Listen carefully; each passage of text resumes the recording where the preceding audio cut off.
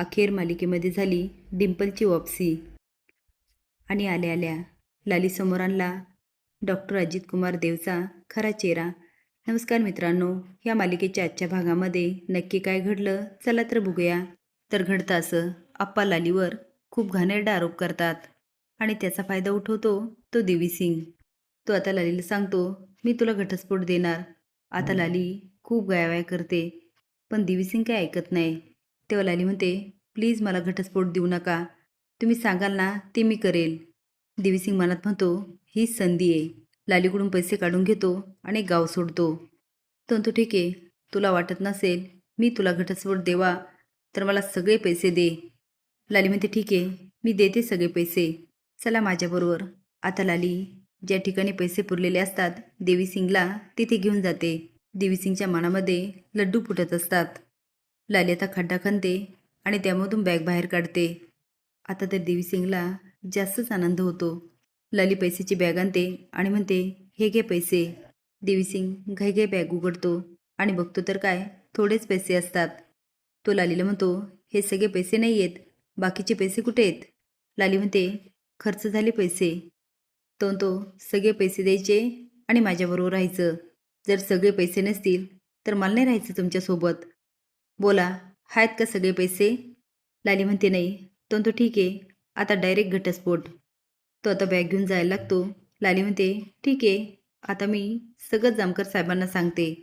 आता देवी सिंग एकदम घाबरून थांबतो.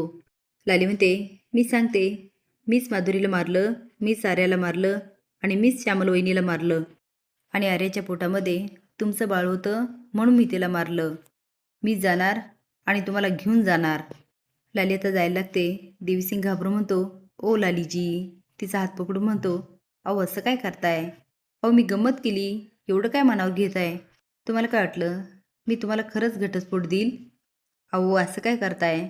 माझं तुमच्यावर खूप प्रेम आहे आणि पैसे मी आपल्या भविष्यासाठीच मागितले.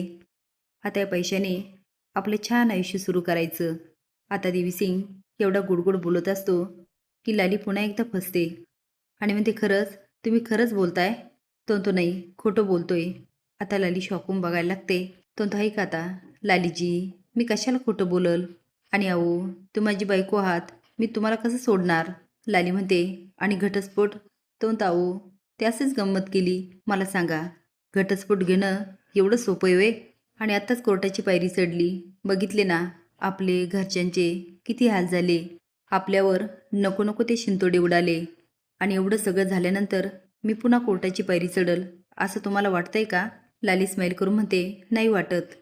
तो ठीक आहे, चला तर मग. ती म्हणते, मी काय म्हणते? तो म्हणा ना. ती आपल्या नवीन आयुष्याची सुरुवात आपण देवाचा आशीर्वाद घेऊन करायची का? देवी सिंग म्हणतो, करूया की. लाली म्हणते, चला तर मग मंदिरात जाऊया. आता दोघेही मंदिरात जातात आणि हात जोडून देवासमोर उभा असतात. लाली डोळे झाकून देवाचे आभार मानत असते आणि हिच्या तावडीतून सुटू दे म्हणून देवी सिंग देवाला प्रार्थना करत असतो. आता देव लालीची प्रार्थना काय ऐकत नाही, पण देवी सिंगची मात्र ऐकतो बरं का. तेवढ्या त्याच्या कानावर आवाज पडतो आणि तो मागे बघतो तर डिंपल त्याच्या दिशेने पळतच येत असते. देवी सिंग मागे बघतो आणि डिंपलला बघून चांगला शॉक होतो. डिंपल पळत येते आणि डॉक्टर म्हणून त्याला मिठी मारते. लाली डोळे उघडून बघते आणि बघतच राहते. डॉक्टरला बघून डिंपल एवढी खुश असते की डॉक्टरच्या मिठीत म्हणत असते, डॉक्टर तुम्ही एवढे दिवस कुठं होतात? तुम्हाला किती हुडकलं. आता मात्र लाली चांगलीच गडबडते आणि विचारात पडते, ही बाया कोण आहे? आता डिंपल परत आली म्हटल्यावर तुमची काय प्रतिक्रिया आहे हे कमेंट बॉक्समध्ये नक्की सांगा. असेच नवीन अपडेट जाण्यासाठी लाईक आणि सबस्क्राईब करा. धन्यवाद.